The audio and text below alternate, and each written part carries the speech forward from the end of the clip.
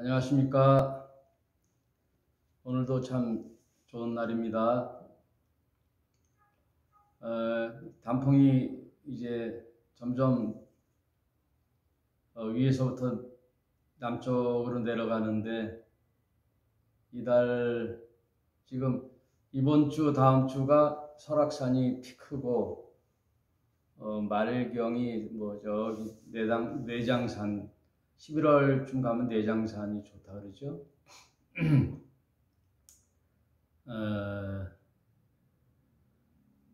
오늘 이제 교회 장소를 공사 중인데 한번 시험 방송으로 해보고 있어요. 지난 시간에 호세아를 끝내고 오늘 요엘로 들어가도록 하겠습니다.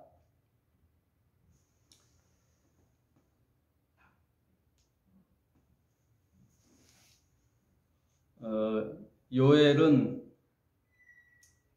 여호와는 하나님이시다라는 내용이 이름의 뜻이 있어요. 요엘.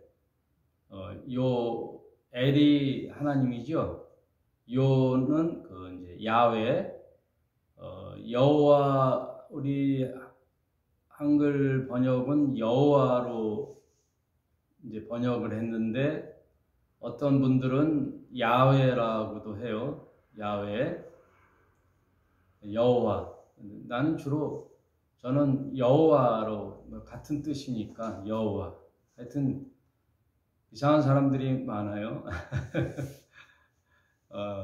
예수스, 예수님의 그 이름의 발음이 예수스라 그래요. 그래서 예수라 그러면 안 된대. 예수스라 그래요. 예수스. 그래서 하여튼 참 별난 사람들이 많아요. 이 세상에는 별의별 사람이 많아요. 요즘 제가 느끼기는 참 인간이 참 다양하다. 여러 종류의 사람이다. 예. 성격도 그렇고 사고방식, 행동 스타일, 별의별 사람이 다 있더라고요. 별의별 사람이 다 있어.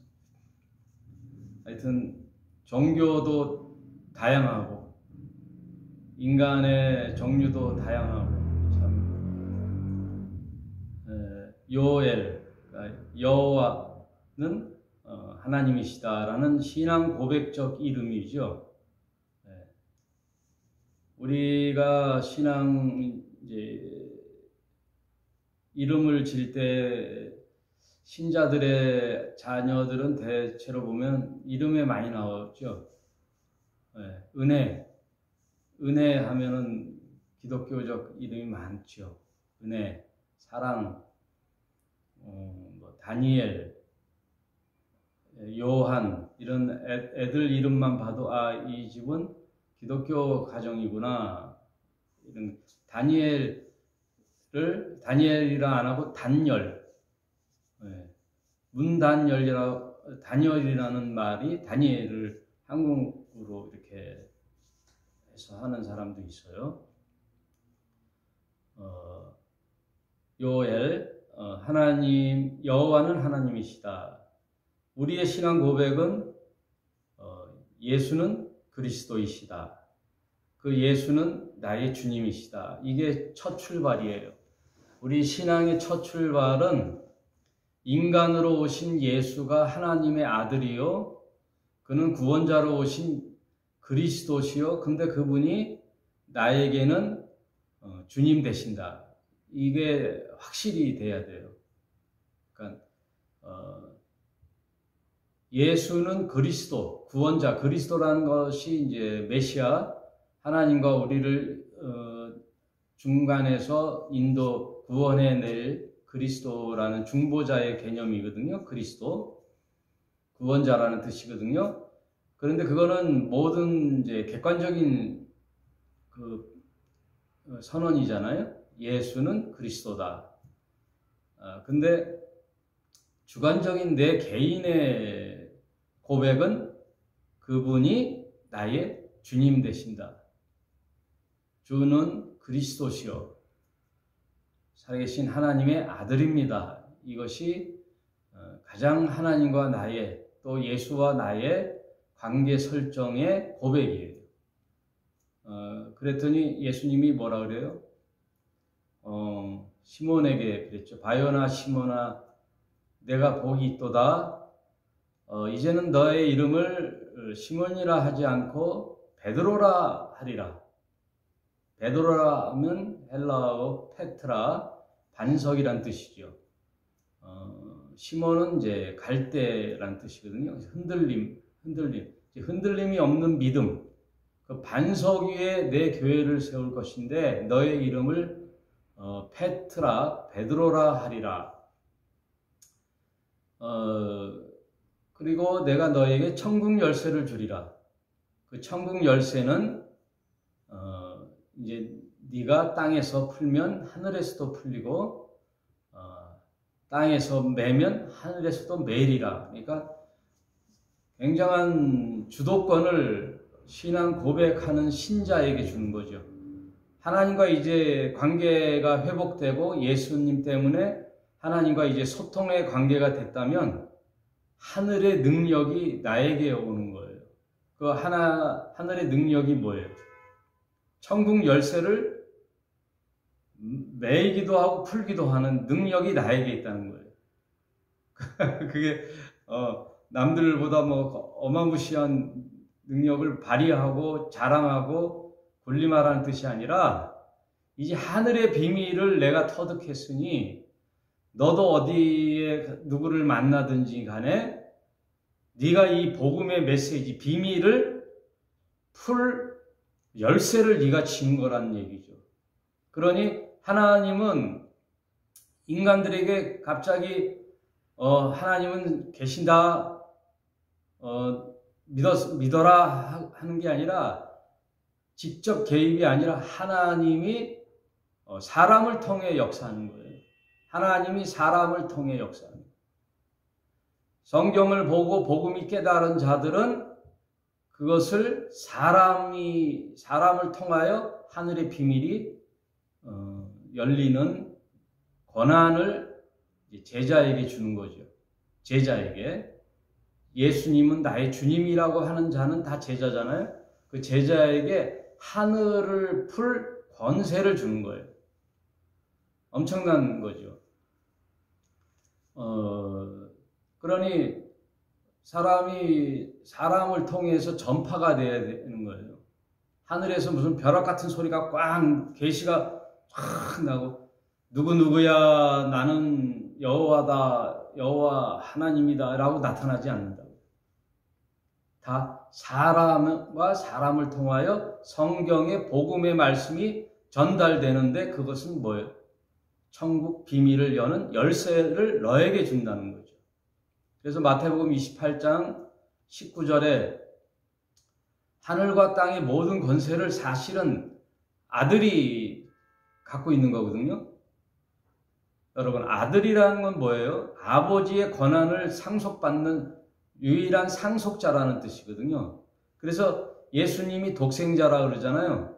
그러니까 많은 인류의 어떤 인간보다 하나님께로부터 보내심을 받은 유일한 존재는 독생자이신 예수인데 그 예수에게 아들, 하나님 나라의 유업을 주는 거예요. 아들이라는 것은 상속자라는 뜻이잖아요. 상속자. 그래서 예수님이 아들로 오시는 거예요. 하나님이 예수를 만들어냈다는 뜻이 아니라 상속자의 개념으로 아들의 컨셉으로 오는 거예요. 왜냐하면 예수님도 삼위일체의 한 신이시기 때문에 아버지와의 동격이지만 아들의 이름으로 오는 거예요. 아들의 컨셉으로 오는 거예요. 왜? 상속자이기 때문에. 왜냐하면 그 상속을 또 다른 양자에게 권한을 주기 때문에. 그래서 마태복음 20장 19절에 위대한 정체성이 드러나는. 무슨 정체성? 하늘과 땅의 모든 권세를 원래는 아들인 나에게 줬는데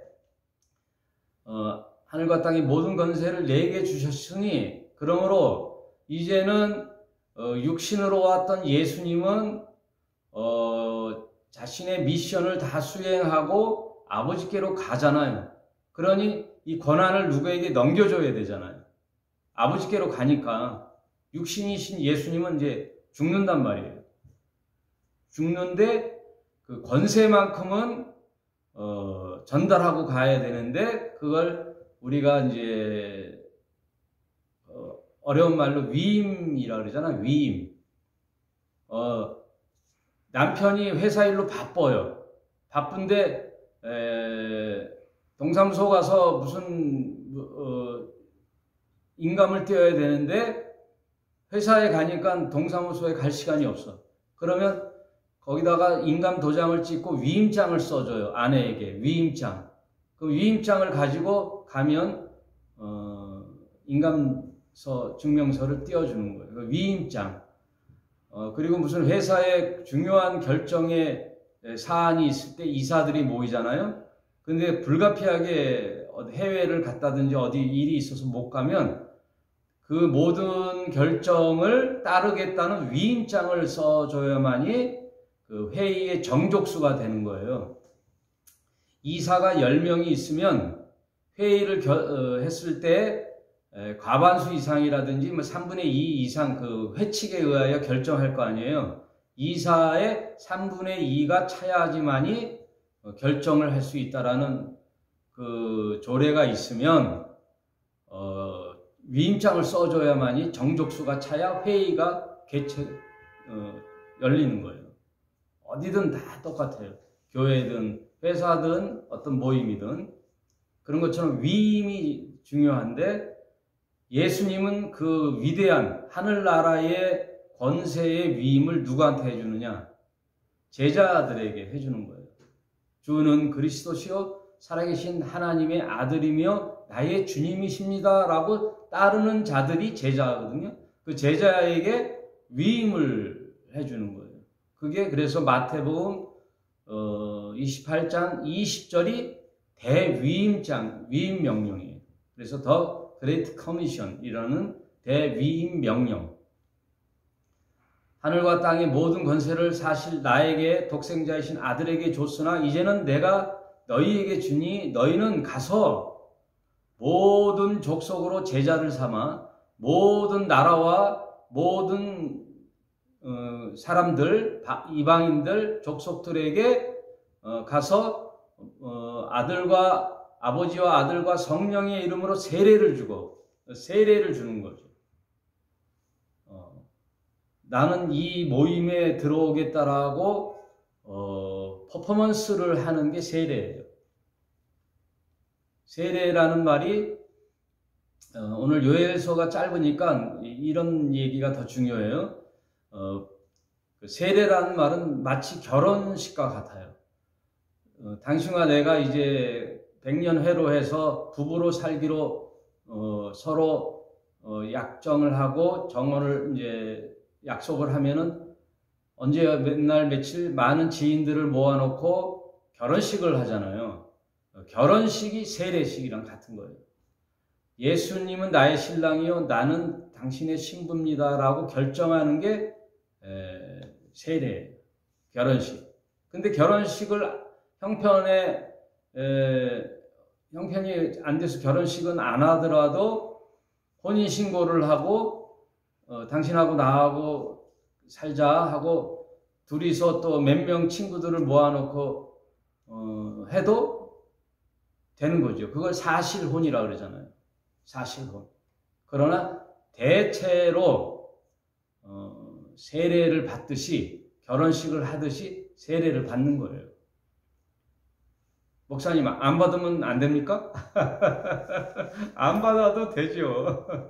예? 예를 들어 저 히말라야 산맥에서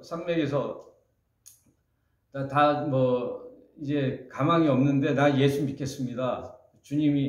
예수님이 나의 주님입니다. 그럼 무슨 거기서 세례를 하겠어요. 예? 촌 지방에서 긴박할 때 임종할 때 고백하고 가야 돼. 그러니까 세례라는 말은 일반적인 내가 예수님을 나의 주님으로 믿겠습니다라고 하는 자들은 일반적으로는 결혼을 하잖아요. 남녀가 만나면. 그런 개념이라는 거예요.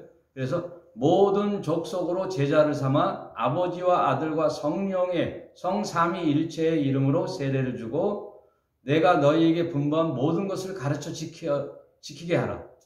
그러니까 예수님이 하늘나라의 비밀을 비유로서 3년 반 동안 제자들을 다니면서 이제 가르쳤잖아요.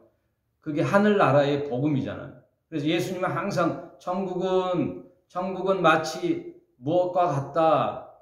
천국은 마치 여인이 빚은 가루 서말의 반죽과 같다.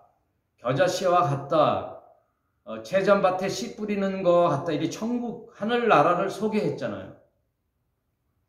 그런 것처럼 너희가 3년 반 동안 나에게 들은 하늘나라의 비밀을 너희도 가서 이제는 가르쳐 지키게 하는 거죠. 진리의 말씀, 복음의 말씀을 듣게 하고 가르치고 너도 지키면 리제너레이션, 이게 뭐예요? 리프로덕션, 이 생산, 다음 세대의 재생산이라는 말은 나도 어느 누구에게 복음을 들어 제자가 됐다면 나도 그 다음 누군가의 타인에게 복음을 전하여 제자 삼는 거예요. 그게 계속 순환되는 거예요. 이게 대위임 명령이에요. 그러므로 너희는 가서 세례를 주고 복음을 가르쳐 지키게 하라. 볼지어다. 이거 볼지어다는 예수 그리스도의 아주 확고한 다짐이거든요. 그러나 두려워하지 마. 왜?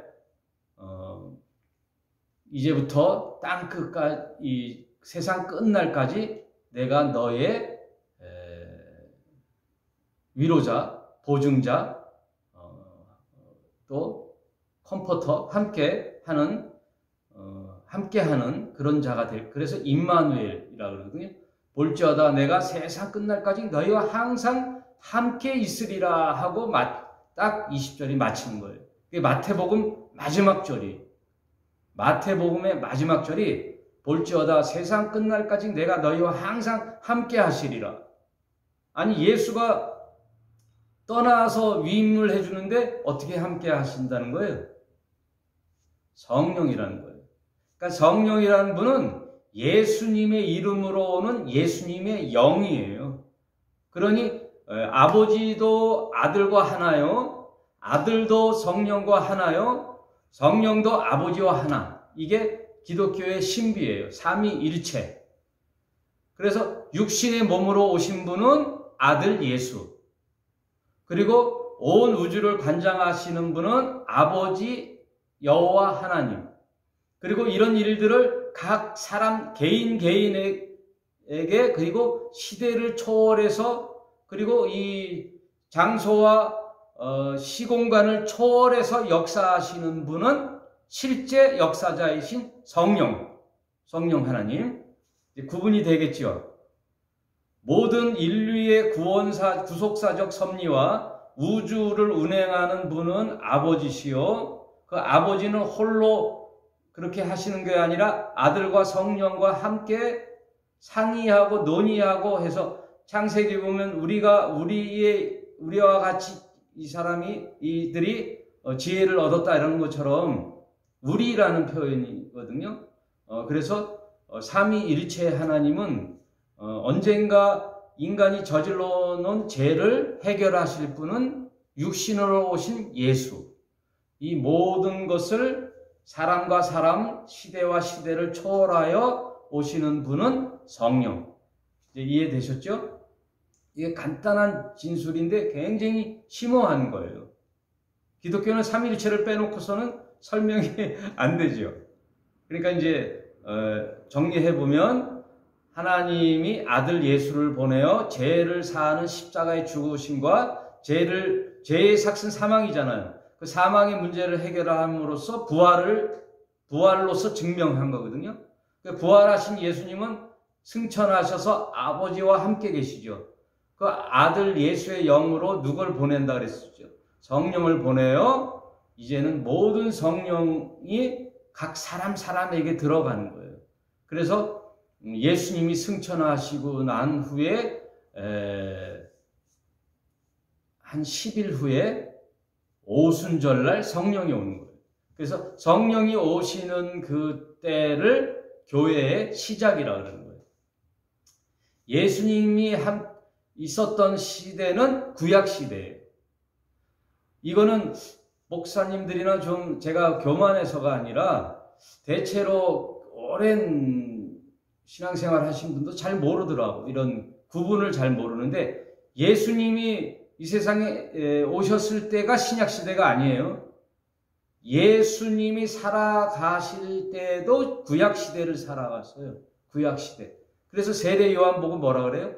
마지막 구약의 선지자라 그러거든요. 예수님도 구약 시대를 살다가 언제 신약이 시작되느냐?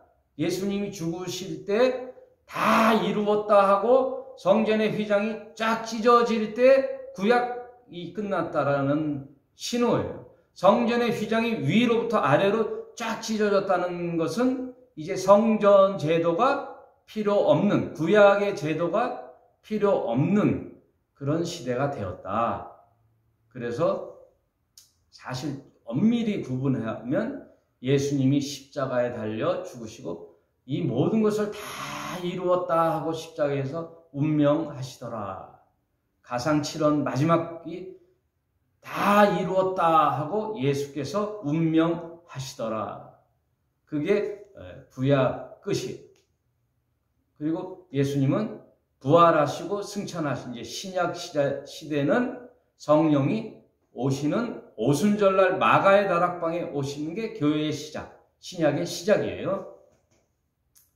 그러므로 여러분 여러분도 이제 하늘의 권세를 잡는 거예요. 지금 베드로의 신앙 고백을 하다가 여기까지 왔는데 요엘의 이름 자체도 여호와는 하나님이시다라는 신앙 고백에서 나와요. 이제 요엘로 들어가겠습니다. 오늘 요엘 다 마치겠어요. 한 시간으로. 요엘에 대한 정보는 1장 1절에 여호와께서 부두엘의 아들 요엘에게 이르신 말씀이라. 이 정보뿐이 없어요. 아버지가 부두엘이라는 정보 외에는 어느 시대에 이 선지자가 활동했는지 그 주변 상황, 역사적 정보 그런 게 하나도 없어요. 그냥 아버지 이름으로써 요엘이라는 선지자를 통하여 하나님이 이런 말씀을 하셨다. 그 말씀만 딱 던지고 그 주변 상황은 전혀 설명이 없어요. 그래서 그러나 3장까지 전체적인 맥락 쭉 그 스토리를 읽다 보면은 대체로 이 선지자는 아모스 시대에 같이 활동했던 소선지자들이 활동했던 그때의 주전 5세기 정도에 활동했던 분이구나라는 것을 어느 정도 짐작만 할 수 있어요. 추정을. 그래서 요엘에 대해서 우리가 자주 접하지는 못해요. 그런데 요엘의 말을 그 유명한 구절이 있기 때문에 누구를 통하여 요엘을 우리가 이해하느냐 하면 베드로를 통하여 요엘 선지자의 말을 이렇게 많이 접할 수 있게 됐어요. 그게 베드로의 말씀인 사도행전에 그런 말씀이 있어요. 사도행전을 보면 예수님이 금방 제가 설명했듯이 이렇게 승천하시고 성령이 오순절 마가의 다락방에 임하니까 거기에 120명의 제자들이 모여가지고 방언으로 방언이란 말은 기도가 아니에요. 각 지역에 그 당시에 각 언어가 다른 족속들이 다 명절을 맞이하여 예루살렘에 모였는데 거기에 마가의 다락방에 120명들이 모여서 기도하는데 갑자기 방언으로 하니까 불이 혀같이 내려와 막 다이나믹하게 막 폭발이 되니까 이상한 말을 하는데 각 나라의 언어를 쓰는 거예요. 그 랭귀지예요. 혀의 텅이라는 말은 랭귀지, 언어지, 프레이어, 기도가 아니에요. 기도가 아닌데 오늘날 개신교회 많은 교회에서 이제 기도로 그걸 둔갑을 시켰는데 그 방언의 의미가 좀 이제 있어요. 이제 갑자기 성령이 임하니까 이들이 두려워 십자가에 달려 예수님이 죽으시니까 자기네도 체포되어 죽음을 당할 것 같으니까 두려워서 방에 문을 꼭 걸어 잠고 이제 기다리고 있었는데 예수님이 보내주신 성령을 기다리는데 성령이 임하니까 이제는 막 죽음이 두렵지 않고 복음을 전하려 이제 뛰쳐나갔단 말이에요. 예루살렘 성을 다 뛰쳐나가니까 거기에 명절이라 모였던 많은 사람들이 왜 오순절이라는 명절이니까 와서 놀라는 거죠. 와, 저 사람들이 뭐야? 우리 고향 말을 하네. 우리 족속 말을 하네. 예를 들어 영어는 미국에는 한 번도 안 가보고 영어는 배우지도 않았던 사람이 막 영어로 하네. 중국말로 하네. 일본말로 하네. 이런 것처럼요. 언어를 하니까 놀랬다는 거예요. 놀라면서 베드로가 그때 담대하게 이제 초대교회가 시작되면서 베드로가 담대하게 복음을 전할 때 어디에 말을 인용하느냐? 바로 요엘서를 인용하는 유명한 구절이 있어요. 그래서 소개합니다. 요엘서 사도행전 2장 16절 15절부터 볼게요. 때가 제3신이 너희 생각과 같이 이 사람들이 취한 것이 아니라 막 그렇게 이상한 말을 하니까 이거 취한 거 아니야? 이 사람 술에 취한 사람들 아니야? 막 그럴 정도로 오해를 했는데 16절 이는 곧 선지자 요엘로 하신 말씀을 하신 것이니 일러스되 요엘에 예언된 말씀처럼 이제 그 말씀이 임하여 너희에게 말하는 것이니 한번 보라. 요엘이 뭐라고 했는가? 요엘이 17절 하나님이 가라사대 말세에 내가 내 영으로 모든 육체에게 부어주리니 너희의 자녀들은 예언할 것이요 너희 젊은이들은 환상을 보고 너희의 늙은이들은 꿈을 꾸리라. 그때 내가 내 영으로 남종과 여종에게 부어주리니 저희가 예언할 것이요 또 내가 위로 하늘에서 기사와 아래로 땅에서 징조를 베푸리니 곧 피와 불과 연기로다. 그 요엘의 말을 인용하여 베드로가 선포하는 거예요. 그런데 이 요엘의 말씀이 어디에 있느냐? 2장 28절에 보면 2장 28절 그 후에 내가 내 신을 만민에게 부어주리니 구약 요엘에서는 내 신이라 그랬는데 구약의 모든 내 신이라는 말은 할 때에는 성령을 뜻하는 거예요. 내 신을 만민에게 부어주리니 너희 자녀들이 장래일을 말할 것이요 너희 늙은이는 꿈을 꾸며 너희 젊은이는 이상을 볼 것이고 너희 젊은이들은 환상을 볼 것이고 그때 내가 또 내 신으로 남종과 여종에게 부어줄 것이요 내가 이적을 하늘과 땅에 베푸리니 곧 피와 불과 연기 기둥이라. 이 말을 이제 하는 거예요. 네. 이 말이 오순절날 마가의 다락방에 모였던 120명의 예수의 제자들에게 임했는데 사실 이 예언은 가까운 약 500년 후에 있을 일들을 예언했는데 사실은 이 예언의 결정적인 완성과 성취는 그날이에요. 그날. 왜냐하면 바로 밑에 뭐가 나오냐면 여호와의 크고 두려운 날이 나오거든요. 여러분. 여호와의 크고 두려운 날. 여러분 말씀 잘 따라오고 계신가요? 이제 성령을 부어준다는 첫 시작이 오순절의 시작이지만 결정적인 완성의 때는 그날이라는 거예요. 그날은 언제냐?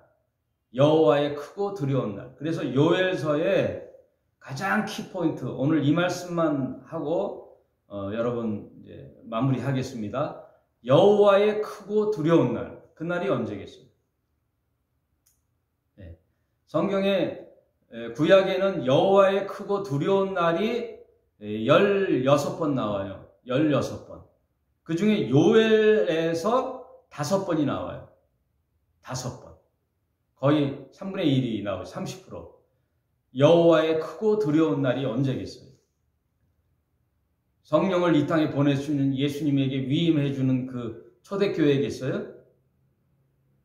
성령의 시작을 뜻하는 초대교회는 맞아요. 그러나 성령을 통하여 이방인의 충만한 구원의 수가 완성될 때에는 언제가 되는 거예요?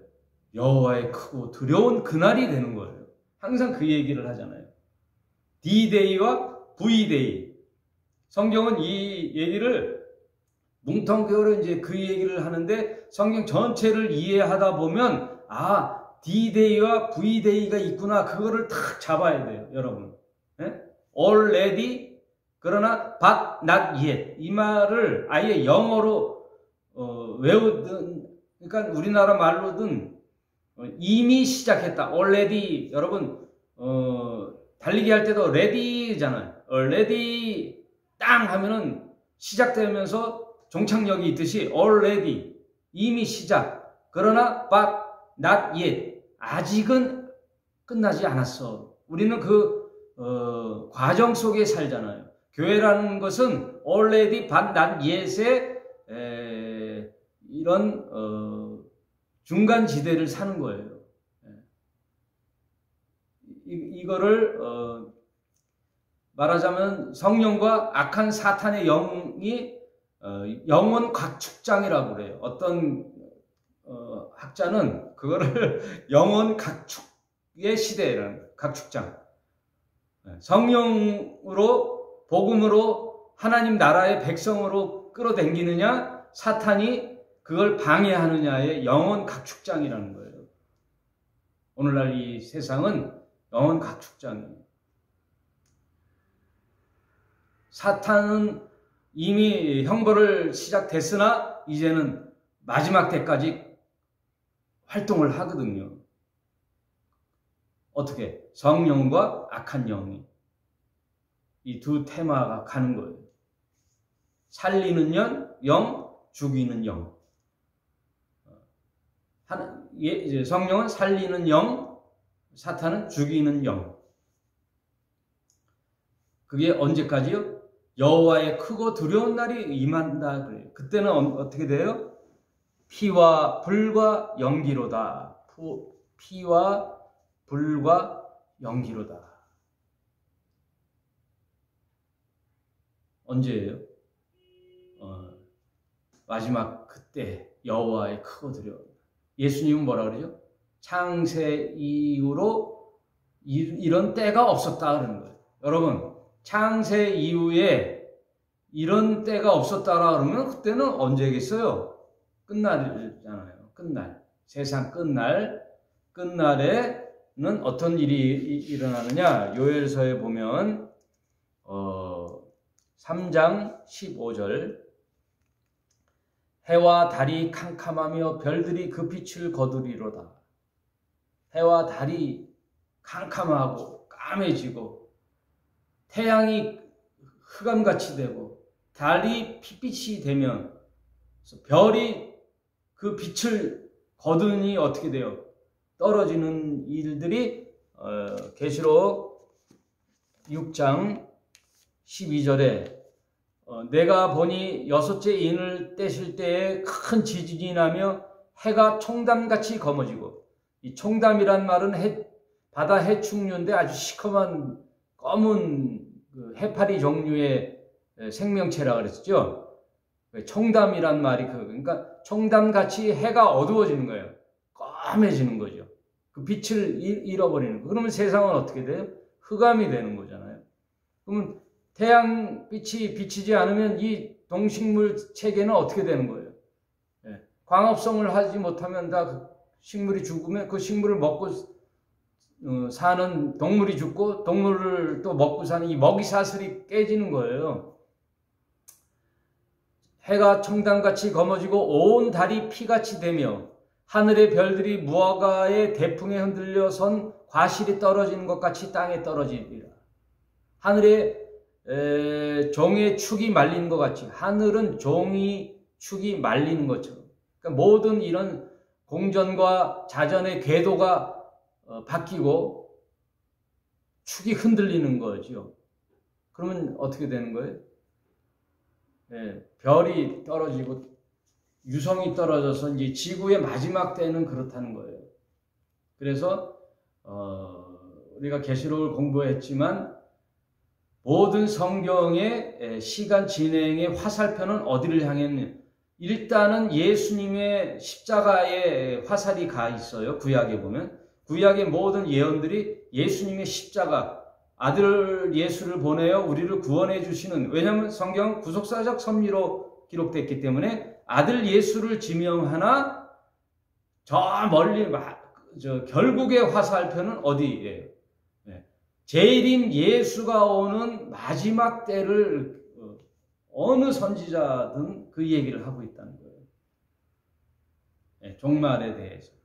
또 신약에 가면 그때에는 딱 여호와의 크고 두려운 날, 이런 것들이 성경은 전체 컨셉으로 이렇게 딱 돼 있다라는 걸 잊지 마시고,